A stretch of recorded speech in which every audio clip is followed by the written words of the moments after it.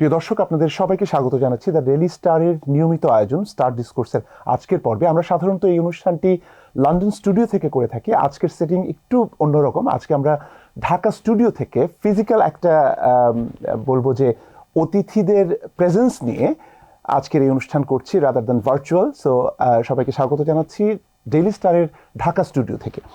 আপনারা জানেন যে জুলাই গণ অভ্যুত্থান এটির 2 বছর পূর্তি হয়েছে বা হচ্ছে, এবং সেটি নিয়ে যে আলোচনা, আশা এবং নিরাশার যে একটা আমি বলবো যে মিথস্ক্রিয়া হচ্ছে নানা ধরনের প্ল্যাটফর্মে, সেটি বারবার আলোচনার দাবি রাখে। কেননা একটা প্রত্যাশা নিয়ে স্বৈরাচারী বা কর্তৃত্ববাদী শাসনের অবসান ঘটেছে, কিন্তু সেই শাসনের অবসান ঘটার পরে আমরা যে বাংলাদেশে এখন বাস করছি, সেটি আমাদের যে কাঙ্ক্ষিত বাংলাদেশের স্বপ্ন, সেটির সঙ্গে কতটুকু অ্যালাইন্ড সেটি নিয়ে আমরা আসলে কথা বলবার জন্য দুজন অতিথিকে আমন্ত্রণ জানিয়েছি। শুরুতেই তাদের সঙ্গে আপনাদেরকে পরিচয় করিয়ে দিতে চাই। আমার নিকটতম ডানে রয়েছেন অধ্যাপক নাহরিন ইসলাম খান। তিনি জাহাঙ্গীরনগর বিশ্ববিদ্যালয়ের শিক্ষক এবং বাংলাদেশের টকশোগুলোতে যার সপ্রাণ উপস্থিতি আপনারা লক্ষ্য করেন। আজকে নাহরিন ইসলাম খান, আপনাকে স্বাগত জানাচ্ছি ডেইলি স্টার স্টুডিওতে। Thank you. আমাদের সঙ্গে আরও রয়েছেন কাজী মারুফুল ইসলাম। তিনি অধ্যাপক ঢাকা বিশ্ববিদ্যালয়ের এবং বিশ্ববিদ্যালয় শিক্ষক নেটওয়ার্ক বলে যে প্ল্যাটফর্মটি রয়েছে, গণঅভ্যুত্থান থেকে শুরু করে বাংলাদেশের বিভিন্ন সংকটে যারা বিভিন্ন সময় কথা বলেছেন, সোচ্চার হয়েছেন, তিনি সেই সংগঠনের একজন সদস্য।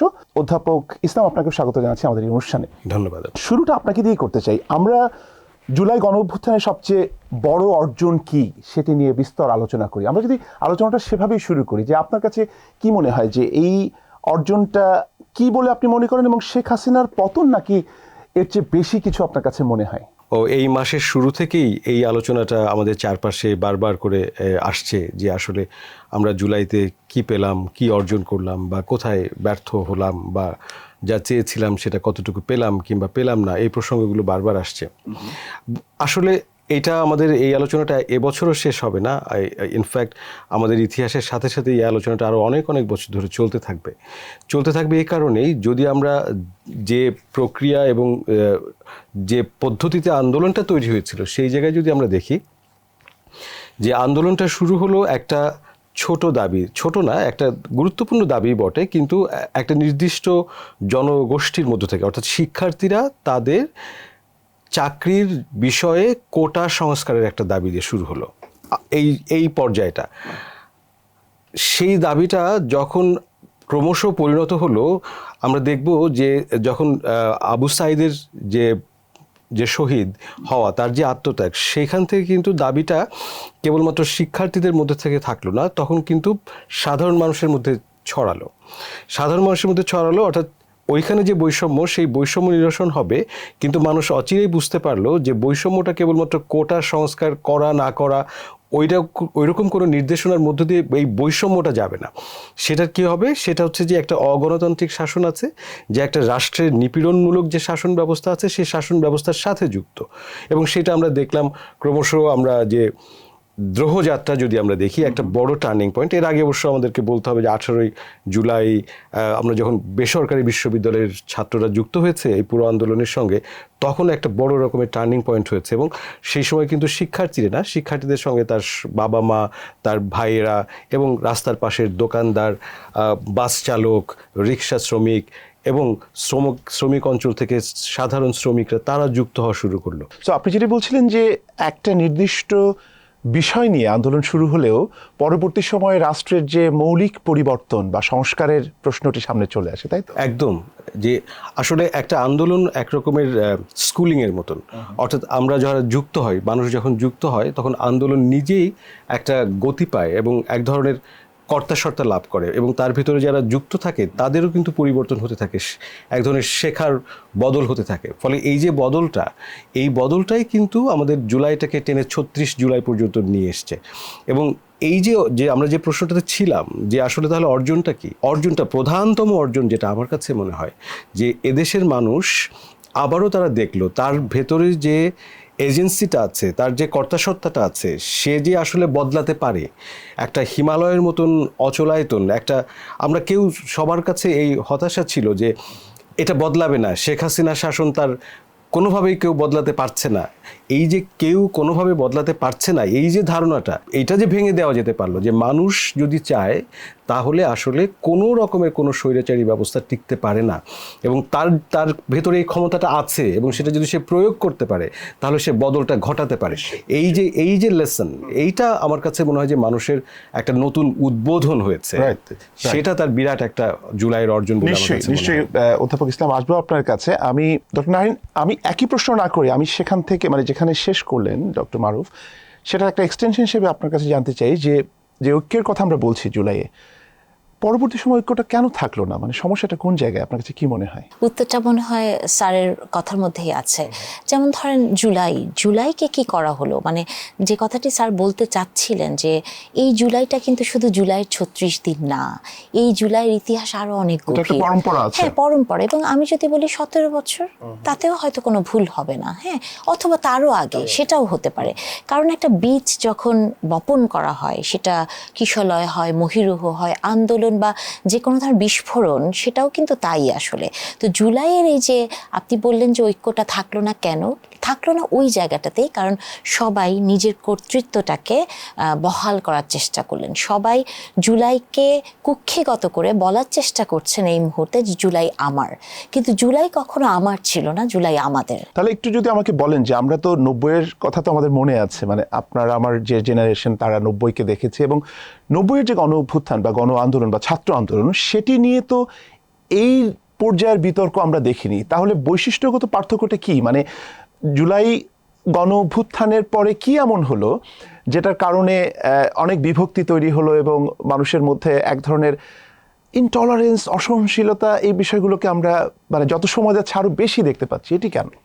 90-এর গণ অভ্যুত্থানের কথা যদি আমরা মনে করি, বুলবুল, কার কথা মনে হবে? নূর হোসেন।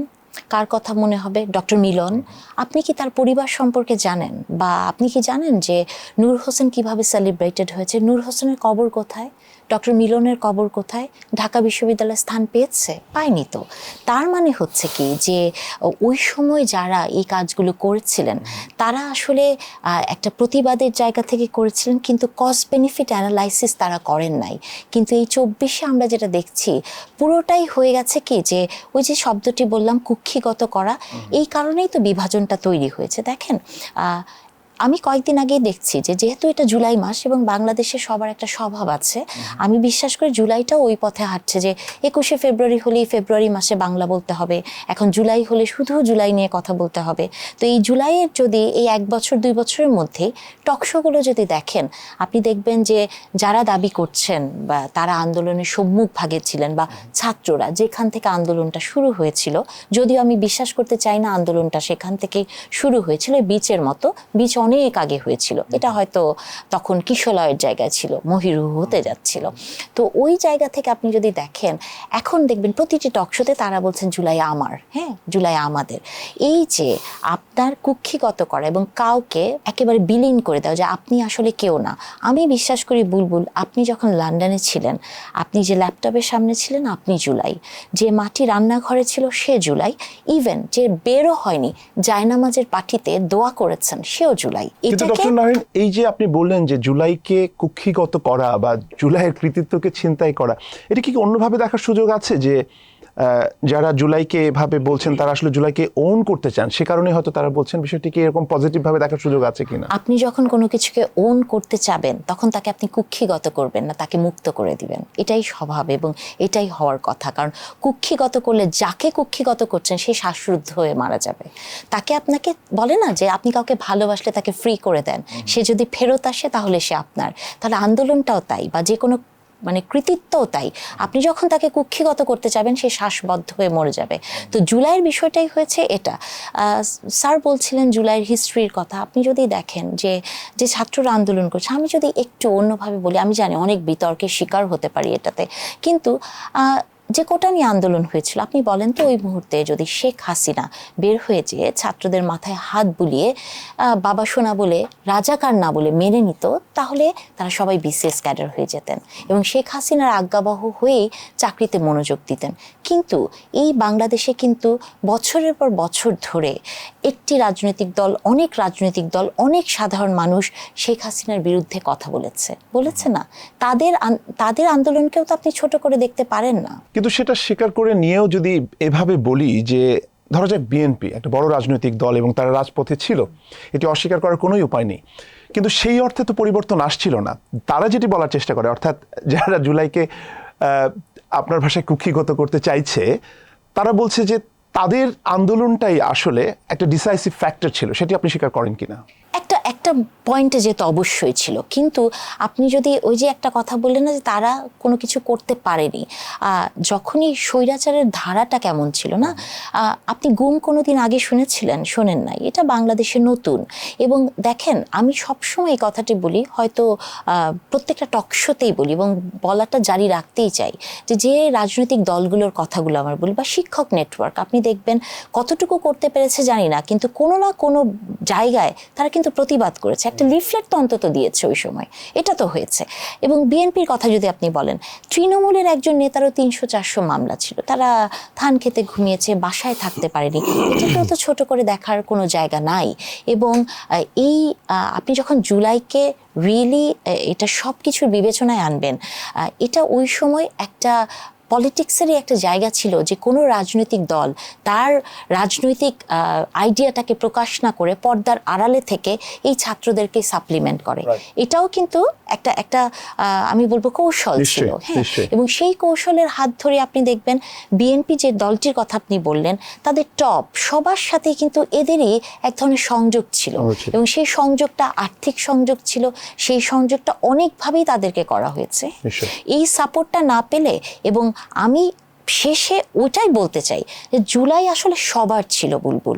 জুলাইকে আপনি একা কোনো কর্তৃত্ব নিয়ে, বা জুলাইকে আপনি দেখেন, জুলাইয়ের এই মুহূর্তে সবচেয়ে প্রমিনেন্ট যাদের চেহারা আপনি সারাদিন টেলিভিশনে দেখেন বা অনেক কিছু দেখেন, অনেকেই কিন্তু 5ই আগস্টের আগে কোথাও ছিল না, বা সেই চেহারাগুলো ছিল না। তার মানে জুলাইয়ের যখন রাজনীতিকীকরণ হলো এবং জুলাই এমন একটা জায়গায় গেল যে জুলাইকে আপনি অবলম্বন করেই ক্ষমতার একটা জায়গায় যেতে পারবেন, তখনই কিন্তু এই যে অনৈক্যর কথা বলছেন বা কারাকারি ভাগাভাগিতে চলে গেল। ছিল না, এটা কোথায় বলা ঠিক হচ্ছে না, কারণ অনেককে তো আমরা দেখেছি যে যাদেরকে ফ্যাসিবাদ ট্যাগ দিয়ে আক্রমণ করা হচ্ছে, তাদের ব্যানারে অনেকে ছিল, অর্থাৎ তাদের একটা প্রেজেন্স ছিল।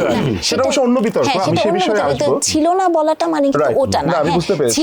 ছিল নাটাও বলাটা একটা সুপারফিশিয়ালি বলা। না, অফ কোর্স আমি আপনার কোর স্পিরিটটার সঙ্গে একমত। আমি অধ্যাপক মারুফ, আপনার কাছে একটু জানতে চাই যে জুলাই আন্দোলনের একটা বড় অ্যাসপিরেশন ছিল যে বৈষম্যহীন একটা ব্যবস্থা, এবং সেটির সঙ্গে মত প্রকাশের স্বাধীনতার একটা ব্যাপার ছিল। আমরা দেখতে পেলাম যে জুলাই আন্দোলনে যে দেয়ালের লিখন থেকে শুরু করে, কার্টুন থেকে শুরু করে, এই যে অনেক আছে না মত প্রকাশে, আপনি নিশ্চয়ই মনে আছে যে আমরা স্নায়ুযুদ্ধের সময়টাতেও দেখেছি যে সরাসরি যে কথাগুলো বলা যেত না, কার্টুন এঁকে সোভিয়েত ইউনিয়নে বা এমনকি আমেরিকায় পুঁজিবাদের বিরুদ্ধে কথা বলা হয়েছে, কমিউনিজমকে আক্রমণ করা হয়েছে। এটা তো সভ্য সমাজে হয়, তাই না? আমাদের এখানে জুলাইতে হলো, আমরা অ্যাপ্রিসিয়েট করলাম। জুলাইয়ের পরে যখন এই একই বিষয় ঘটলো এবং সেটি কারো কারো বিপক্ষে গেল, তখন সেখানে ভয়ঙ্কর একটা আক্রমণের দেখা আমরা পেলাম, এবং সেই আক্রমণটা বিভাজনকে অনেক গুণ বাড়িয়ে দিল। এটি কেন হলো? মানে এই বিষয়টাকে আপনি কিভাবে দেখেন? মানে আপনি তো একজন গবেষক, তাই না? যেহেতু শুধু অ্যাক্টিভিস্ট সেটি নয়, তার চেয়ে বড় পরিচয় হচ্ছে আপনি গবেষক। কিভাবে দেখেন? যে আমরা এটা নিয়েও কাজ করছিলাম। আমরা একটা ছোট উপাত্ত দিই যে জুলাইয়ের পরে দেখলাম আমাদের যে মত প্রকাশের যে বাধাগুলো ছিল, প্রাতিষ্ঠানিক বাধা, তার মধ্যে একটা তো ডেফিনেটলি ডিজিটাল সিকিউরিটি অ্যাক্ট, এবং যেটার খানিকটা পরিবর্তন হলো। তারপরও যে অবস্থাটা আছে, সেই আইনের আওতায় কিন্তু আমরা দেখেছি যে 26 সাল পর্যন্ত, 2026 এই পর্যন্ত, মে মাস পর্যন্ত 130 জন সাংবাদিকের বিরুদ্ধে কিন্তু মামলা হয়েছে। এটা হলো একটা দিক, এটা হচ্ছে মামলার জায়গাটা। দ্বিতীয়ত যে জায়গাটা আমরা দেখলাম সেটা হচ্ছে যে অন্যান্য যে সমস্ত ফৌজদারি মামলা আছে, অপরাধী মামলা আছে, সেই মামলাগুলোতে আবার সাংবাদিকদের জড়ানো হয়েছে। বিভিন্ন সাংবাদিকদের, সিনিয়র জার্নালিস্টদেরকে কিন্তু আমরা দেখেছি, এবং তাদের যে মামলা আপনি করেন, ঠিক আছে, যে কেউ মামলা করতে পারে, অভিযোগ হলে তদন্ত হোক, কিন্তু তাদের যে জামিন পাওয়ার যে অধিকার, সেই অধিকারটাও কিন্তু পরিষ্কারভাবে অস্বীকার করা হচ্ছে, আমরা দেখেছি, এখনও দেখছি। এবং এটা হলো রাষ্ট্রীয় পর্যায়ে, প্রাতিষ্ঠানিক পর্যায়ে একরকমের মত প্রকাশের উপরে আক্রমণ, কিংবা স্বাধীন চিন্তার জায়গাটাতে একরকমের আক্রমণ। আরেকটা জায়গা আপনি দেখেন, সেটা হচ্ছে যে ডিজিটাল লিঞ্চিং, অর্থাৎ আমরা অনলাইনে এক রকমের মব তৈরি করছি, করে আমি যখনই একটা মতামত প্রকাশ করছি, সেই মতামতটা আপনার বিপক্ষে গেলে আপনি আমার উপরে ঝাঁপিয়ে পড়ছেন এবং আমাকে অকথ্য ভাষায় গালিগালাজ করছেন এবং সমস্ত বিভিন্ন ট্যাগিং করার চেষ্টা করছেন, আমার ব্যক্তিগত বিষয় নিয়ে তুলছেন এবং আমাকে বধযোগ্য করার চেষ্টা করছেন, আমাকে হত্যাযোগ্য করার চেষ্টা করছেন অনলাইনের মাধ্যমে। এবং সাথে সাথে আমরা দেখলাম ইন পার্সন অ্যাটাক, যেটা আমরা কয়েকটা উদাহরণ আমরা দিতে পারবো, যেখানে শারীরিকভাবে আক্রমণের শিকার হয়েছে মত প্রকাশের জন্য পরিষ্কারভাবে বিভিন্ন মানুষ। এখন এই যে পরিস্থিতিটা, সেই পরিস্থিতির সঙ্গে যদি আমরা সর্বশেষ জায়গাটাকে, উদাহরণটাও চিন্তা করি, ধরো যে কার্টুনের প্রসঙ্গ আপনি তুললেন, আমাদের গ্রাফিতির প্রসঙ্গ তুললেন, যে কার্টুন কিংবা একটা কবিতা কিংবা একটা গান, এটাও আমার মত প্রকাশের স্বাধীনতার জায়গা। সেই জায়গাটা যতক্ষণ আমার পক্ষে গেছে ততক্ষণ আমি তাকে সাপোর্ট করে গেলাম। যে মুহূর্তে আমাকে নিয়েও ক্রিটিসাইজ করার চেষ্টা করছে, সেটা ওই শিল্পীর স্বাধীনতা। সেটা আপনার জায়গায় হচ্ছে আপনি আর একটা গান লেখেন, আপনি আর একটা কবিতা লেখেন, আপনি আর একটা কার্টুন করেন, সেটা না করে আপনি কিন্তু আক্রমণ করা শুরু করলেন। কিন্তু অধ্যাপক মারুফ, এটা তো ভয়ঙ্কর স্ববিরোধিতা। আপনি বাংলাদেশের মহান মুক্তিযুদ্ধের মতো এত বড় একটা ঘটনা, সেই ঘটনা নিয়ে আপনি প্রশ্ন তুলতে পারবেন, শহীদের সংখ্যা নিয়ে কথা বলতে পারবেন, আপনি এটার আন্দোলনের ন্যারেটিভ নিয়ে আপনি একটা কাউন্টার ন্যারেটিভ দাঁড় করাতে পারবেন, কিন্তু জুলাই নিয়ে আপনি কোনো কথা বলতে পারবেন না। এটা তো আসলে জুলাইয়ের স্পিরিট এটা না, যেটা আমরা বলছিলাম একটু আগে, আপনার আগের প্রসঙ্গটাই যদি আমরা ধরি, যে ওই জুলাইকে বিক্রি করে যারা তাদের ইহজাগতিক প্রতিপত্তি তৈরি করতে চান, বৃত্ত প্লাস প্রতিপত্তি, এই দুটো যারা তৈরি করতে চান, তাদের কাছে এটা গায়ে ফসকা লাগবে যে আমাকে নিয়ে কেন কার্টুন হচ্ছে, কাকে নিয়ে কার্টুন হচ্ছে। শিল্পীকে বলে দিয়েছে যে এই কার্টুনের চরিত্রের নাম হচ্ছে, আসল চরিত্র হচ্ছে, তাহলে আপনার গায়ে লাগে কেন? তা লাগে এই কারণেই যে আপনি নিজে টের পাচ্ছেন যে এটা আসলে আপনার ব্যাপারে হচ্ছে বলে আপনি দাবি করছেন। তাহলে তো শিল্পী যেটা করেছে সেটা ঠিকই আছে, মানে শিল্পীর এই চিত্রায়নটাই প্রমাণ করছে যে আসলে চিত্রায়নটা বেশি জরুরি, এবং এটাই মত প্রকাশের স্বাধীনতা। এবং এই স্বাধীনতার স্পেসটাকে অক্ষুণ্ণ রাখাটাই ছিল জুলাইয়ের অন্যতম দাবি, অন্যতম আকাঙ্ক্ষা। তো সেই জায়গাটাতে আক্রমণটা হয়েছে, অর্থাৎ সেই জায়গাটা সংকুচিত হচ্ছে। এবং আরেকটা বিষয় কি আপনি লক্ষ্য করেছেন যে জুলাইয়ের আন্দোলন বা অভ্যুত্থানের সময় সর্বস্তরের মানুষের কিন্তু একটা পার্টিসিপেশন ছিল, এবং নারী পুরুষের ওই অর্থে কিন্তু আমরা আলাদা করার সুযোগ ছিল না। প্রচুর নারী আন্দোলনকারীরা রাস্তায় ছিলেন। আমরা অনলাইন থেকে শুরু করে, আপনি নিজেও সেটির ভিকটিম ডক্টর নাহরিন, আমরা দেখতে পাচ্ছি যে নারীদেরকে আক্রমণ করে তাদেরকে এই যে অ্যাক্টিভ পার্টিসিপেশন থেকে সরিয়ে রাখার একটা প্রচেষ্টা আছে। এটাকে কি আপনি বিচ্ছিন্নভাবে দেখেন, নাকি এটা খুব সুচিন্তিত একটা এফোর্ট? একদম, আসলে রাজনীতি বিজ্ঞানের ছাত্র হিসেবে আমার কাছে মনে হয় যে রাজনৈতিক অ্যাক্টর যারা, তারা যে পদক্ষেপগুলো নেন, সেগুলো কোনোটাই কাকতালীয় না এবং সেটা কোনোটাই অপরিকল্পিত না, সেটার পেছনে একটা পরিষ্কার লাভ ক্ষতির হিসেবটা আছে। ফলে আজকে নারীদেরকে আপনি দেখেন যে, যদি আমরা বলি যে একটা গেম চেঞ্জার, তার একটা অন্যতম গেম চেঞ্জার ছিল কিন্তু জুলাই আন্দোলনে, যখন আমার শিক্ষার্থীরা হলের তালা ভেঙে রাত্রেবেলায় বেরিয়ে আসলো।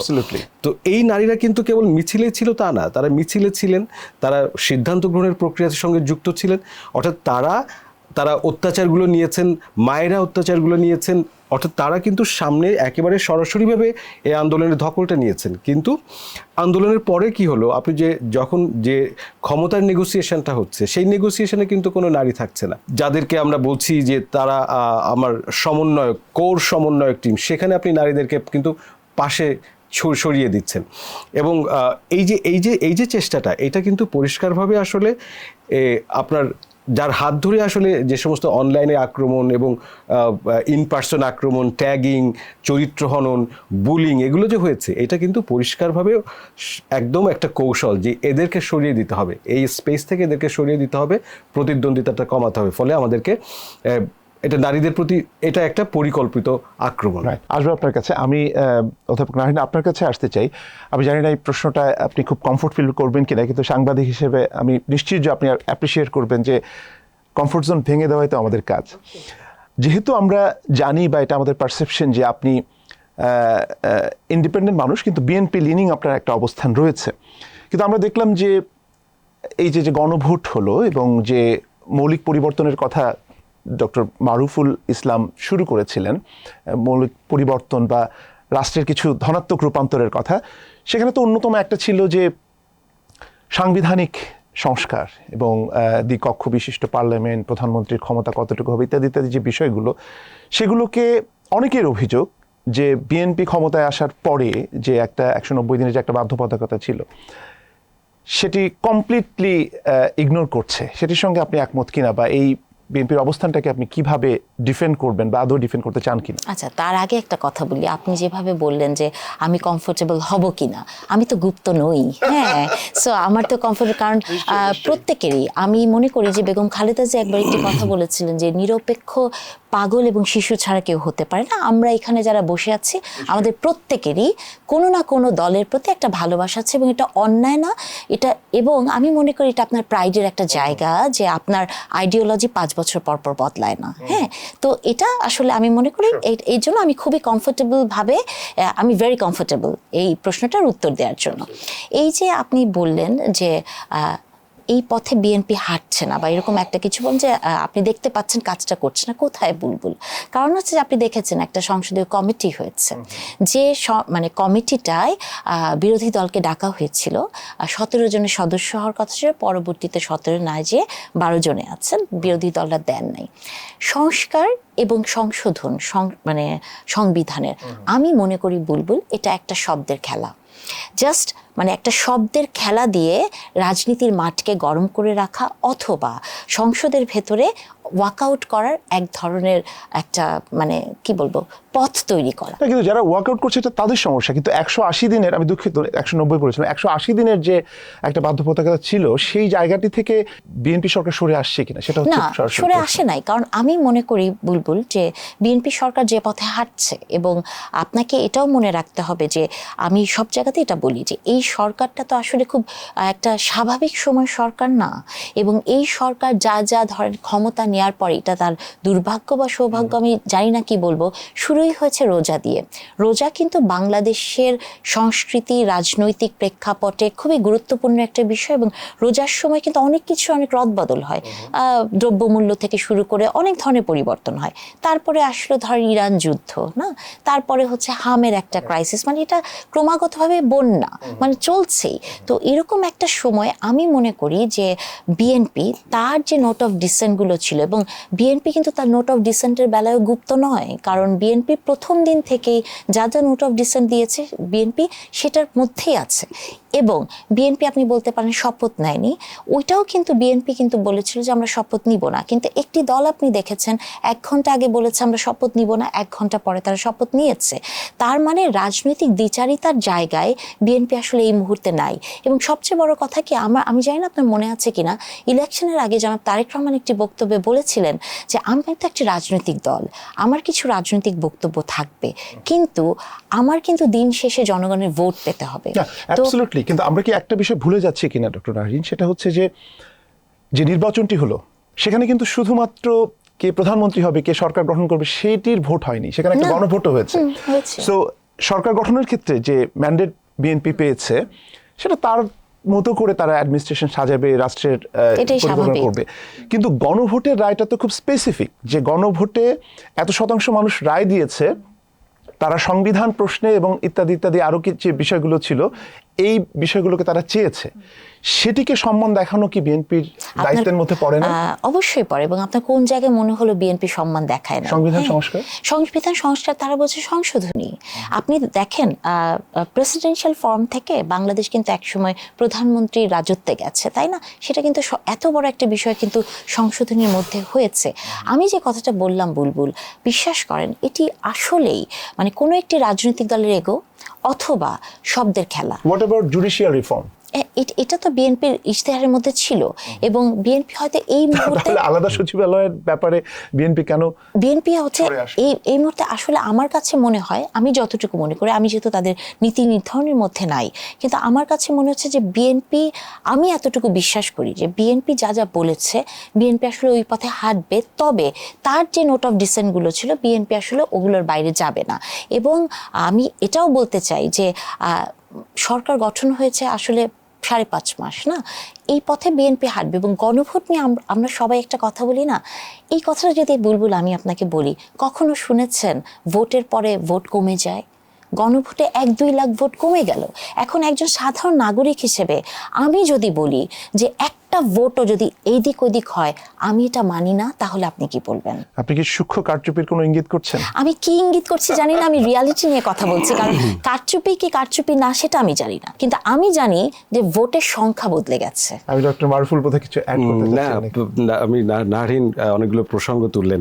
তো যে মুহূর্তে উনি যদি বলি যে ভোটে কারচুপি হয়েছে, সেটা যদি মেনে নেই, তাহলে বাকি ভোটেও কারচুপি হয়েছে সেটা কিন্তু মেনে নিতে হবে। অর্থাৎ যারা আজকে ক্ষমতাসীন হয়েছেন তাদের বৈধতা নিয়েও কিন্তু প্রশ্ন উঠে সেটা যাবে। তো সংখ্যা বদলায় নাই, যেখানে অর্থাৎ আমি সংখ্যা বদলের, তার মানে যে সংখ্যাটা আমাদের কাছে এসেছে সেই সংখ্যাটাও তো বদল হতে পারতো, কিংবা সেটা যে বদলে আসেনি সেটা আমরা কিভাবে প্রমাণ করব যদি আমরা আগের যদি অনুমানটা মেনে নেই যে ওখানে পরিবর্তন করা যায়, তাহলে এই ভোটের সংখ্যাটা তো কেউ পরিবর্তন করতে পারে। তাহলে আপনার বৈধতাটাই সম্পূর্ণভাবে তাহলে কি হলো? তাহলে আপনার বৈধতার জায়গাটা কোথায়? আমার এই প্রসঙ্গটা নিয়ে অবশ্যই কথা বলার আছে। সেটা এই যে গণভোটের প্রসঙ্গ এবং ক্ষমতা নতুন করে এই যে নির্বাচন, এইটার মধ্যে কিন্তু আসলে সাংবিধানিক ধারাবাহিকতাটা নাই। এটা প্রথমেই মানতে হবে যে আমাদের অন্তর্বর্তী সরকার, এটা সংবিধানের বিধান না। তারপরে তাদের আওতায় যে নির্বাচন সেটাও ঠিক সংবিধান সম্মত নয়। এটা একটা বিশেষ আয়োজন। সংবিধান আসলে কি? সংবিধান তো একটা দেশের রাষ্ট্রের জনগণের অভিপ্রায়, একটা সমঝোতা। আমরা 3 জন মিলে যেটা ঠিক করব, মানে আমরা যদি জনগণ হই তাহলে সেটাই সংবিধান। তাহলে এদেশের মানুষ এই জুলাই আন্দোলনের পরে তাদের মধ্যে একটা সমঝোতা হলো, সেখানে বিএনপি একটা স্টেক, তারা আলোচনায় অংশ নিয়েছে এবং সেক্ষেত্রে কিন্তু একটা কনসেনসাস ডেভেলপ করেছে এবং মৌলিক সংস্কারের ব্যাপারে সেটা কিন্তু সর্বতোভাবে একটা দাবি উঠেছে এবং সে ব্যাপারে কিন্তু সারা দেশের মানুষের মধ্যে একটা কিন্তু ঐকমত্য তৈরি হয়েছে। তার প্রতিফলন আপনি দেখলেন গণভোটে। এখন গণভোটে যখন আমরা আসলাম, এসে যেটা উনি বললেন সংশোধন আর সংস্কারের খেলা, ব্যাপারটা খেলা না, এটা খেলা তৈরি করছে আসলে এখনকার যারা ক্ষমতাসীন। কীরকম? যে আপনি যদি বর্তমান সংবিধানটা দেখেন, এই বর্তমান সংবিধানের যে সংশোধন যা করা যায় তার মধ্যে হচ্ছে সংবিধানের যে মৌলিক কাঠামো সেটা নিয়ে কোনো সংশোধন করা যায় না। এটা 7-এর ক খ ধারাতে পরিষ্কার করে বলা আছে। এমনকি এটা নিয়ে যদি আপনি কোনো ইন্ডিকেটও করেন, কোনো যদি আলোচনাও করেন, তাহলে আপনি কিন্তু রাষ্ট্রদ্রোহিতার দোষে দোষিত হবেন। অর্থাৎ এই সংবিধানের মৌলিক কাঠামো নিয়ে আপনি কোনো পরিবর্তন করতে পারেন না। তাহলে আপনি কিভাবে করবেন? আমি যদি দ্বিকক্ষ বিশিষ্ট পার্লামেন্টের কথা ভাবি, যদি ভাবি যে প্রধানমন্ত্রী রাষ্ট্রপতির মধ্যে ক্ষমতার আমরা ভারসাম্য করতে হবে, এর প্রত্যেকটা হচ্ছে মৌলিক কাঠামোর মধ্যে চলে যাবে। তো যদি মৌলিক কাঠামোর মধ্যে যায় তাহলে তো এই সংবিধান দিয়ে এটা অ্যালাউ করে না। আমার এটা হচ্ছে এমবেডেড একটা ধারা, যে ধারাটা ভেতরে ঢুকানো আছে। অর্থাৎ এই সংবিধান থাকলে, এই ধারা যদি থাকে, তাহলে আপনি এই পরিবর্তনগুলো সংশোধনের আওতায় করতে পারবেন না। তারপরে এই সংবিধান দিয়ে আসলে এটা আপনি পারবেন না, মানে সাংবিধানিক উপায় এটা পারবেন না। ফলে আমি কমিটি করি, কমিটিতে কাকে ডাকি, দিন শেষে যদি এই সংবিধানের এই ধারাটা বহাল থাকে তাহলে আপনি সংশোধন করতে পারবেন না। তাহলে কি করব আমরা? তাহলে সে জায়গায় পরিবর্তনটা আপনি সংশোধন বলেন, সংস্কার বলেন, নতুন সংবিধান বলেন, যা কিছু বলেন না কেন, কাজটা তো করতে হবে। সেই কাজের জায়গাতে আপনার আন্তরিকতাটা আছে কিনা সেই ব্যাপারে পরিষ্কারভাবে প্রশ্ন দেখা দিয়েছে যে ক্ষমতাসীনরা সেটা চায় কিনা। এখন going back to July spirit, জুলাইয়ের তো একটা কোর স্পিরিট এরকম আমরা ব্যাখ্যা করতে পারি যে এটা শুধু ক্ষমতার বা সরকারের পরিবর্তন নয়। হ্যাঁ, অবশ্যই মৌলিক পরিবর্তন, অবশ্যই তাই। সেই জায়গাটিতে প্রাতিষ্ঠানিক যে সংস্কার বা রিফর্ম বা যে পরিবর্তনের যে আকাঙ্ক্ষা, সেই জায়গাটিতে আপনি এই পর্যায়ে দাঁড়িয়ে কতটুকু আশাবাদীর জায়গায় যেতে চাই। ধরেন আমার যে প্রতিষ্ঠানগুলো আছে, আমি সংবিধান বাদ দিলাম না, আমার দরকার নেই, মানে আপাততভাবে আলোচনার জন্য যদি রেখে দিই, রাষ্ট্রীয় প্রতিষ্ঠানগুলোর মধ্যে একটা অন্যতম জায়গা হচ্ছে আমার আমলাতন্ত্র, আমার স্থানীয় সরকার, আমার বিচার বিভাগ। সেই সব জায়গাতে কি আছে? আমার পুলিশ, স্বাধীন দুর্নীতি দমন কমিশন, সেই আমাদের পুলিশ প্রশাসন, এই জায়গাগুলোতে যে সংস্কারের আইডিয়াগুলো অ্যাটলিস্ট কমিশন থেকে যে প্রস্তাবগুলো এসেছিল, সেই প্রস্তাবগুলো তো পরিষ্কারভাবে তারও তো কোনো বাস্তবায়নের কোনো নজির আমরা দেখতে পাচ্ছি না। ফলে আমরা জানি যে 5 মাস হয়েছে, এটা আমরা অনেক চ্যালেঞ্জ একটা সিচুয়েশন, সবাই আমরা ধৈর্য ধরে অপেক্ষা করছি, কিন্তু আপনাকে তো কোথাও কোনো চিহ্ন দেখাতে হবে যে আমি এই ব্যাপারটাতে আগ্রহী। আপনি দুর্নীতি দমন কমিশনের যিনি ছিলেন আপনি সরিয়ে ফেললেন, সরিয়ে এমন একজনকে দিলেন যার নিয়ে প্রশ্ন আছে। আপনি বাংলাদেশ ব্যাংকের গভর্নর, তাকে সরিয়ে দিলেন। বিশ্ববিদ্যালয়গুলোতে দরে স্বরে সমস্ত জায়গাতে আপনি সরিয়ে দিলেন, এবং যে আপনি বিশ্ববিদ্যালয়ের ভাইস চ্যান্সেলর যারা এসছেন তাদের ভাষণ যদি শুনেন যে কে কার কোলে বসেছিল এবং সেজন্য সে ভিসি, কে কাকে রাত্রেবেলায় কাকে ফোন করে বললো যে তিনি ভিসি হবেন, আপনি ভিসি হয়ে গেলেন, এই হচ্ছে আমাদের ভাইস চ্যান্সেলর নিয়োগের নজির। তাহলে আপনি কি দেখাচ্ছেন সংস্কার? আমাদের আওয়ামী লীগ যে শিক্ষা দিয়েছে বাংলাদেশকে, যেভাবে রাজনৈতিকরণ হয়েছে, সেটা তো আপনি এক লাফে 2 মাসের মধ্যে অতিক্রম করে গেলেন, সেই ততদিন পর্যন্ত অপেক্ষাও করলেন না। অর্থাৎ আমাদের সমস্ত ক্যাম্পাসগুলোর সব গুরুত্বপূর্ণ পদগুলোতে আপনি দলের লোক বসালেন। শুধু দলের লোক বসালেন না, মানে দলের মধ্যেও যাদের দক্ষতা নিয়ে প্রশ্ন, যাদের ইন্টিগ্রিটি নিয়ে প্রশ্ন আছে, এমন অনেক লোককে আপনার গুরুত্বপূর্ণ জায়গায় বসালেন। তাহলে আমরা ইতিবাচক যে জায়গায় আশাবাদী হব, সেই আশাবাদটা কোথায়? আমি সংসদে দেখছি না আশাবাদ, আমি দেখছি না প্রাতিষ্ঠানিক, রাষ্ট্রীয় প্রাতিষ্ঠানিক যে সংস্কারের জায়গাগুলো সেখানে আমি দেখছি না, আমি দেখছি না শিক্ষাঙ্গনে, আমি দেখছি না অর্থনীতিতে। তাহলে কোথায়? অর্থনীতিতে আমরা কি নজির দেখছি? গতকালকে আপনি দেখেন যে বিএনপির মহাসচিব নিজেই বলেছেন যে দুর্নীতির কোথাও কোনো চেঞ্জ হয়নি। তাহলে আপনি চেঞ্জ করার জন্য কি করলেন? কোন নজিরটা স্থাপন করলেন যে ঠিক আছে লেটস স্টার্ট সামথিং? আমি তো দেখি নাই। ফলে আমি শুরুটা নিয়ে আপনি খুব আশাবাদী হতে পারছেন না। আমি ধৈর্য ধরতে রাজি, কিন্তু আমি কোনো নিদর্শন দেখছি না, কোনো উদ্যোগ দেখছি না যা আমাকে আশাবাদী করে রাখতে পারে। জি, অধ্যাপক নাহরিন, এই যে বারবার আমরা বলি যে এভাবে চুজ করা বা পিক করার চেয়ে আমরা একটা প্রসেস সেন্ট্রিক কাঠামোর ভেতর দিয়ে গেলে এই যে সমালোচনাগুলো হচ্ছে বা এই যে কথাগুলো হচ্ছে সেগুলো হয়তো হতো না। তো সেখানে যাওয়া যাচ্ছে না কেন? মানে আগের যে লেগেসি সেটাকে কেন বহন করছেন? মানে সেটা অভিযোগ হিসেবে এসছে, আপনি কিভাবে? আমি তার আগে একটা কথা বলতে চাই। স্যার একটি খুব গুরুতর প্রশ্ন তুলেছেন যে গণভোটের রেজাল্ট যদি এরকম হয় তাহলে জাতীয় যে নির্বাচনটি হয়েছে সেটা নিয়েও কি আমরা কথা বলতে পারি না? তাহলে তো কথা আরো আগের থেকে শুরু করতে হয়। যেমন ধরেন আমি যদি বলি যে এগুলো তো ছিলই না কোথাও, হ্যাঁ, যে সময় ইলেকশনটা হয়েছে সবই তো নতুন, তাই না? বা এটা কি বিপ্লবী সরকার ছিল না অভ্যুত্থানের সরকার ছিল? এটা নিয়ে বিতর্ক চলছে অনেক মাস। এরপরে যে প্রেসিডেন্টকে নিয়ে এত কথা হলো, সেই প্রেসিডেন্টের আন্ডারই তো সব কিছু হলো। তার মানে হচ্ছে যে এইখানে আপনি কোনো কিছুকে স্ট্যান্ডার্ড বা আগেরটাকে ধরে বলতে পারবেন না। এটা একটা বিশেষ সময়ের বিশেষ কিছু ছিল। এবং আমি মনে করি যে ইলেকশনের যে রেজাল্টের কথা বলেন বা বলেছেন, একটা দল তো ফেসবুকে হাইপ তুলে সরকারই গঠন করে ফেলেছিল। এবং আপনি দেখেছেন যে আমাদের মানে আমরা যদি সেই পথে হাঁটতাম তাহলে কি হতো? আমি বিশ্বাস করি যে বাংলাদেশে যে গণভোট, মানে গণভোট না, যে গণমানুষের যে রায় এটা এসছে, এটার মধ্যে কোনো সমস্যা হয়নি। এটা একটা রিয়েল পিকচার ছিল। তবে আমি তার সাথে সাথে এটাও বিশ্বাস করি যে এটা বিএনপি যে ভোট ব্যাংকটা দেখছে বা জামাতে ইসলামী যে ভোট ব্যাংকটা দেখছে, এটা তার রিয়েল ভোট ব্যাংক না। কারণ এখানে ধরেন আওয়ামী লীগেরও কিছু ভোট ছিল, বা 5 বছর পরে আসলে বলা যাবে কার ভোট ব্যাংক আসলে কত ছিল, তাই না? তো তাহলে এই ভোট নিয়ে আমার মনে হয় না যে এই সময় এই ধরনের প্রশ্ন করাটা উচিত। কারণ হলো যে আমরা গণতন্ত্রের পথে এসেছি, এবং আমি বিশ্বাস করি যে বাংলাদেশের এবারের ইলেকশনটা গণভোটের কথাটা, সেটা আমি প্রশ্নের খাতিরে প্রশ্ন তুলেছি, কিন্তু ইলেকশন নিয়ে আমার মনে হয় না খুব বেশি মানুষের মনে, জনমনে কোনো রোষ আছে। আচ্ছা, এখন যে প্রশ্নটি আমি সেটাই মানছি, মানুষের রাইটটা মানছি। তো এই জন্য হয় কি, যখন আমরা মিডিয়াতে বলবো তখন এই প্রশ্নগুলো করাটা আমার মনে হয় না যে এই মুহূর্তে ঠিক। এবং আমরা তো আসলে খুব ট্রানজিশনাল একটা সময়ের ভেতর দিয়ে যাচ্ছি।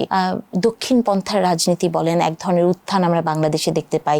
যে কথাগুলো আপনি নারীদের কথাগুলো বলছিলেন, হ্যাঁ, এগুলোকে তো আমাদেরকে রুখে দিতে হবে। এবং সেই রুখে দেওয়াটার কণ্ঠস্বর আপনার, আমাদের বুলবুল। আপনি দেখেছেন আমরা বলছি যে আমরা যারা মিডিয়াতে কথা বলেছি তারা ট্রোল হচ্ছি।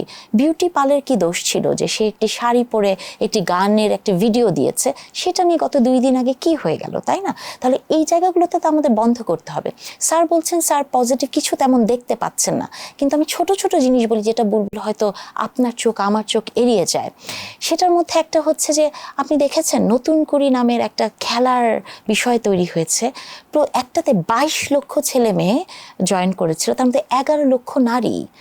এটা কি একটা পজিটিভ জিনিস না? বা এই যে ধরেন বন্দনার একটা রাজনীতি ছিল, সেটা থেকে বের হই নাই? বা গত 6 মাসে আপনি কখনো জনাব তারেক রহমানের মুখে কি শেখ হাসিনার কথা শুনেছেন? একবারও বলেননি উনি। অথবা এই যে ধরেন নামের পরিবর্তনের যে রাজনীতি, সেটা বন্ধ হয়েছে, কোনো না কোনোভাবে তো বন্ধ হয়েছে। অথবা ধরেন বৃক্ষরোপণের মেলা হলো একটা, এর আগে কি হতো, ছবি দিয়ে স্লোগান থাকতো। অ্যাবসলিউটলি, আমি এগুলো এগ্রি করি যে সেটাই এগুলোর একটা সিম্বলিক সিগনিফিকেন্স আছে, কিন্তু পিক অ্যান্ড চুজ সেটার কথা বলছেন। যে বড় সমস্যা যেগুলো সেটা প্রাতিষ্ঠানিক সংস্কার এবং এই যে প্রসেস। ছোট আমাদের হয়েছে কি, ছোট বিষয়গুলো এখন আমাদের জীবনে এত গুরুত্বপূর্ণ হয়ে গেছে। আপনি কখনো ভেবেছিলেন বুলবুল, রাস্তার একটি গালি যে রাজনীতির মাঠকে দখল করে নিবে? গালিটা একটা ছোট বিষয় ছিল, কিন্তু আমি মনে করি এই মুহূর্তে বাংলাদেশের রাজনীতির এবং আমাদের সামাজিক জায়গায় সবচেয়ে বড় ক্রাইসিস গালি।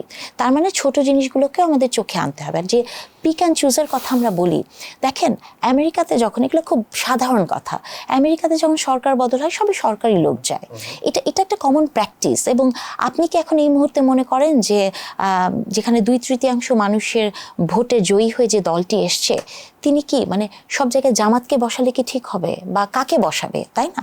যেমন ধরেন একটা কথা উনি বললেন যে বাংলাদেশ ব্যাংকের গভর্নরের কথা, অনেক বিতর্ক ছিল, কিন্তু এই পর্যন্ত আপনি কি খুব বিতর্কিত কোনো বাজে কাজ বাংলাদেশের গভর্নরকে করতে দেখেছেন? চেষ্টা একটা চলছে কিন্তু, হ্যাঁ, ভালো কাজ করার। তার মানে হচ্ছে কি, এটা আমাদেরকে মেনে নিতেই হবে বুলবুল, যে আপনি যখন একটি সরকার গঠন করবেন, সরকারের লোকজনগুলোই সেখানে যাবে, এটাই স্বাভাবিক। কিন্তু সেই লোকগুলোই যাক না কেন, কারণ নিরপেক্ষতার যেহেতু সংজ্ঞা আগেই খালেদা জিয়া দিয়েছেন, আপনার পক্ষপাতিত্ব থাকবেই। কিন্তু পক্ষপাতিত্ব জায়গায় ওই সুযোগটা নিয়ে আপনি একটা চেয়ারে বসলে, ওই চেয়ারে আপনি কতটুকু ওই কাজটা নিরপেক্ষতার সাথে করছেন সেটা বিবেচনা করা দরকার। আপনি নিজেও পশ্চিমে পড়ালেখা করেছেন এবং পশ্চিমার গণতান্ত্রিক চর্চাগুলো নিশ্চয়ই খুব নিবিড়ভাবে পর্যবেক্ষণ করেছেন, আমরা সবাই হয়তো করি। আপনার হয়তো জানা আছে যে ইংল্যান্ডে একটা সময় ব্যাংক অফ ইংল্যান্ডের গভর্নর হিসেবে কোনো ব্রিটিশ নয়, কেনেডিয়ান এক ভদ্রলোককে নিয়োগ দেওয়া হয়েছিল, মার্ক কার্নি, যিনি এখন বর্তমানে কেনেডিয়ান প্রাইম মিনিস্টার। তো এই যে মানে উনি তো লেবার পার্টি বা কনজারভেটিভ পার্টির লোক নেন, প্রফেশনাল হিসেবে ওনাকে নিয়োগ দেওয়া হয়েছে। কিন্তু বাংলাদেশে বাংলাদেশ ব্যাংক থেকে শুরু করে প্রতিষ্ঠানগুলোর নিয়োগের ক্ষেত্রে কেন একটা রাজনৈতিক মতাদর্শের মানুষকেই বসানো হবে? ভিন্ন মতের কোনো মানুষ যদি যোগ্য হন, তিনি কেন আশা করতে পারেন না যে ওই পদটিতে যাবেন? মানে সমস্যা ছিল কোন জায়গায়, আমি বোঝার চেষ্টা করছি। মানে ইন্টেলেকচুয়ালি আমি খুবই কিউরিয়াস যে কেন এটি হচ্ছে না। তাহলে আমি বলি, আপনি একটু বিডার দিকে তাকান। আশিক সাহেব বিএনপি করেন না? আচ্ছা, বিডার নিয়োগ তো বিএনপি দেয়নি, সেটাই বলছি, উনি তো আছেন তো এখনো। আপনি যে বলছেন, আমি এক্সাম্পল গুলো দিচ্ছেন, আমাদের পররাষ্ট্র মন্ত্রণালয় কার হাতে আছেন এই মুহূর্তে? তার মানে হচ্ছে কি যে দুটো উদাহরণ, দুটো বুলবুল, এরকম হাজারো উদাহরণ হয়তো দেয়া যায়, কিন্তু দুটো কি আপনিও কিন্তু একটা ব্যাংকের একটা উদাহরণ দেখালেন। এরকম অনেক উদাহরণ এরকম অনেক হতে পারে, আমি সেটাতে কোনো তর্ক করছি না। গণতন্ত্র বিকশিত হয়েছে, সেখানে অসংখ্য উদাহরণ তৈরি হয়, আমাদের উদাহরণগুলো হচ্ছে খুঁজে খুঁজে আনতে হয় আর কি। That is the difference. এটাই তো বাংলাদেশ বুলবুল। এবং ধরেন আপনি যে দেশের কথা বলছেন, সে দেশের তো প্রধানমন্ত্রী ছিলেন 17 বছর। আচ্ছা, এবং সে দেশের সংবিধান কয় পাতা? বা পৃথিবীতে কি এমন কোনো দেশ নাই যেখানে সংবিধান নাই বুলবুল? আছে তো। তাহলে এক্সাম্পল যখন আমাদের দিতে হবে, তাহলে এগুলো চিন্তা করে দিতে হবে। তাহলে কেন আমরা শুধু সংবিধানেই আছি? আপনি তাহলে ওই দেশের এক্সাম্পল দিয়ে বলেন যে আমাদের সংবিধানই লাগবে না, সেটা কি আমরা বলতে পারছি না। তার মানে হচ্ছে যে ছোট ছোট ধরেন বাংলাদেশের মতো একটা দেশে ট্র্যাডিশনাল রাজনীতির ধারা তো এইসব দেশে থাকবেই। বা এই যে ধরেন পরিবারতন্ত্রের যে কথাগুলো আমরা বলি, বাংলাদেশ বা এই সাবকন্টিনেন্টে এটা তো খুবই প্রচলিত, এবং এটা কিন্তু সেলিব্রেটেড, এবং জনমানুষ কিন্তু পছন্দ করে, এমন না যে তারা অপছন্দ করছে। তো সেই জায়গা থেকে আপনি যখন বাংলাদেশের এক্সাম্পলের সাথে একদম সরাসরি ধরেন ইংল্যান্ড হয়ে যাও, বা শেখ হাসিনা আমাদেরকে সিঙ্গাপুর বানাতে চেয়েছে অনেকবার, তাই না? কিন্তু আমরা সেই সিঙ্গাপুর না হয়ে আসলে সেই ভেড়ামারা ছাগল নাইয়াতে পড়ে থাকি। হ্যাঁ, সমস্যাটা তো হচ্ছে এটা। তবে আমি মনে করি বুলবুল যে আমাদের হতাশ হওয়ার একটা খুব বড় কারণ হচ্ছে যে আমাদের ইতিহাস আমাদের হতাশ করেছে প্রতিবার, তাই না? এত বছর স্বাধীনতার পরেও কিন্তু আমরা এখন পর্যন্ত ঘুরে ফিরে স্বাধীনতার ঘোষণা কে দিল সেটার মধ্যেই আটকে আছি। তাহলে এই জাতিটারই হচ্ছে এটা একটা সমস্যা। তো সেই জায়গা থেকে আমার মনে হয় যে অ্যাপ্রিসিয়েট করতে হবে, বা একটা দল তার অনেক ভুল ভ্রান্তি থাকবে, এবং তারেক রহমান নিজেও বলেন যে অনেক ভুল ভ্রান্তি থাকবেই, কিন্তু যেহেতু ছোট ছোট কিছু চেষ্টা আছে, এবং আমি মনে করি ছোট চেষ্টাগুলো একদিন মহিরুহ হবে। অনুষ্ঠান একেবারে শেষ পর্যায়ে, কিন্তু আপনি শেষ দিকে এসে যে কথাগুলো বলেছেন, আমি যদি তার এসেন্সটা বুঝতে পারি, আমার কাছে খুবই ইম্পর্টেন্ট মনে হয়েছে একটি ইন্ডিকেশন। সেটা হচ্ছে যে আমরা সবসময় রাষ্ট্র এবং রাজনীতি নিয়ে কথা বলি, কিন্তু এটার যে বিগার যে জায়গাটা সেটা হচ্ছে সমাজের পরিবর্তনটাও আসলে দরকার। আমি কাজী মারুফুল আপনার কাছে কনক্লুডিং রিমার্কের জন্য আসতে চাই যে এই যে জুলাইয়ের যে কোর স্পিরিট এবং সেটি নিয়ে যে আশা নিরাশার যে একটা দোলাচল, সেই জায়গাটিতে দাঁড়িয়ে সমাজের যে পরিবর্তন, সেই জায়গাটিতে আসলে কাদের কাজ করার কথা এবং কি ধরনের উদ্যোগ বা কি ধরনের আশাবাদ নিয়ে আমরা সমাজেরও একটা সংস্কার করতে পারি এবং কাদের এগিয়ে আসা উচিত, যদি আপনার কোনো ধরনের কোনো পর্যবেক্ষণ থাকে বা এই বিষয়ে যদি কিছু বলার থাকে। আমার যেহেতু শিক্ষার্থীদের সাথে থাকি বেশিরভাগ সময়, ফলে তাদের কাছাকাছি যাওয়ার সুযোগ হয়, এবং একই সাথে যেহেতু আমি জন্ম 70 দশকে, সেক্ষেত্রে আমার একটা নিজের পেছনের একটা বড় লিগ্যাসি আছে। ফলে এই আমার সময়, আমার পেছনের ইতিহাস প্লাস এখন যাদের সঙ্গে থাকি, যাদের সঙ্গে কাজ করতে হয়, পড়াতে হয়, তো তাদের সঙ্গে থাকার এর ফলে একটা বড় স্পেকট্রামকে দেখার একটা সুযোগ হয়েছে। তো সেই জায়গা থেকে আমার কাছে মনে হয় যে জুলাইটার একটা অন্যরকম একটা অবদান আছে। সেটা হচ্ছে একটা নতুন প্রজন্মের অ্যাসারশন যদি বলি, সেটা ঘটেছে। তো তার ফলে যেটা হয় যে এইরকম যখন বিস্ফোরণটা হয় এবং তাদের যখন নতুন পরিচয় তৈরি হয়, তখন তাদের সাথে পেছনের যে সম্পর্কগুলো, সেইগুলোতে অনেকগুলো র্যাপচার তৈরি হয়। তো যেটা হয়েছে, ফলে আমাদের এখনকার যে তারুণ্য, সেই তারুণ্যের তাদের জন্য যে সমাজ, আর আমরা যারা পেছনের প্রজন্মগুলো, তাদের যে সমাজ, সেই সমাজ দুটোর মধ্যে একটা ব্রিজিংয়ের একটা ঘাটতি আছে। ফলে মূলত একটা সমাজের যে মূল্যবোধগুলো বদলে যায়, এটা কোনো চিরন্তন ব্যাপার না, কিন্তু একটা সমাজের অগ্রসরমানতার একটা প্রধানতম মূল্যবোধগুলোর মধ্যে একটা হচ্ছে যে আপনার সহনশীলতা, পারস্পরিক শ্রদ্ধা। এই যে ফান্ডামেন্টাল যে দুটো জায়গা, সেই জায়গাগুলোতে আসলে আমাদের ক্ষয় হয়েছে। এই পরস্পরকে শ্রদ্ধা করা এবং একসঙ্গে থাকা, ভিন্ন মতকে একসঙ্গে থাকা, যে সহনশীলতা, টলারেন্সের, যদিও বলেছি অনুষ্ঠান একেবারে শেষ পর্যায়ে, কিন্তু এই সম্পর্ক প্রশ্নটা একটু করা প্রয়োজন এখানে। আমরা যখন 2009-এ শেখ হাসিনা বা আওয়ামী লীগ ক্ষমতায় আসলো, আমরা কিন্তু সবাই, মানে আমরা সিভিল সোসাইটি বা সাংবাদিক বা মিডিয়া থেকে বলেছিলাম যে এটা একটা বিরাট সুযোগ তৈরি হয়েছে রাষ্ট্রের মৌলিক পরিবর্তনের জন্য, এবং আমরা 17 বছর পরে এসে দেখতে পেলাম যে সেই সুযোগটাকে তিনি কাজে লাগালেন না, বরং অনেক নেতিবাচকতার মধ্যে ঢুকে গেলেন।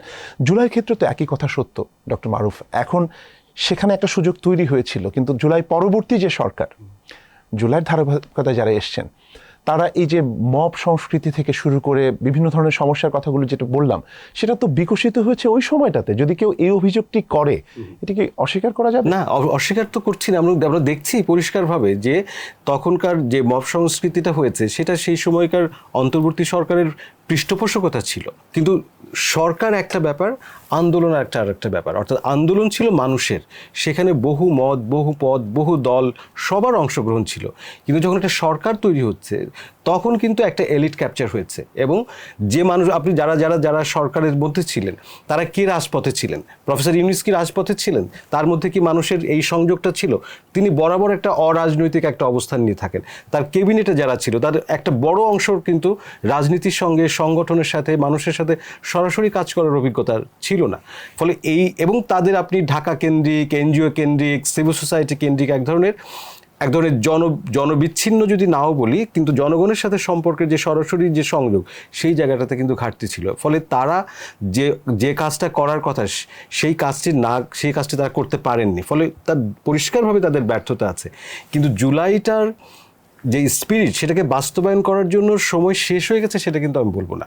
আমি মনে করি না যে জুলাইটা শেষ হয়েছে, অর্থাৎ 36 জুলাই শেষ হয়েছে, কিন্তু তার একটা ধারাবাহিকতা আছে। এবং এখনো পর্যন্ত বিএনপি, যেটা নাহরিনও বললেন, যে এই বর্তমান সরকার কিন্তু একটা বিশেষ রকমের সরকার।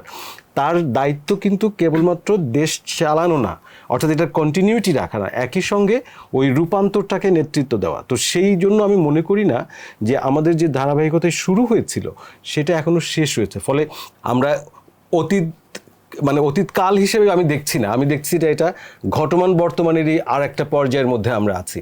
ফলে সেই পর্যায়ের মধ্যে সমাজ পরিবর্তনের যে জায়গাটা, সেটা আমাদের খুব একটা আসে না। ওই সহনশীলতা চর্চার জায়গাতে নিশ্চিতভাবে আমার শিক্ষা প্রতিষ্ঠানগুলোই মূল জায়গা, সেখান থেকে শুরু করা দরকার।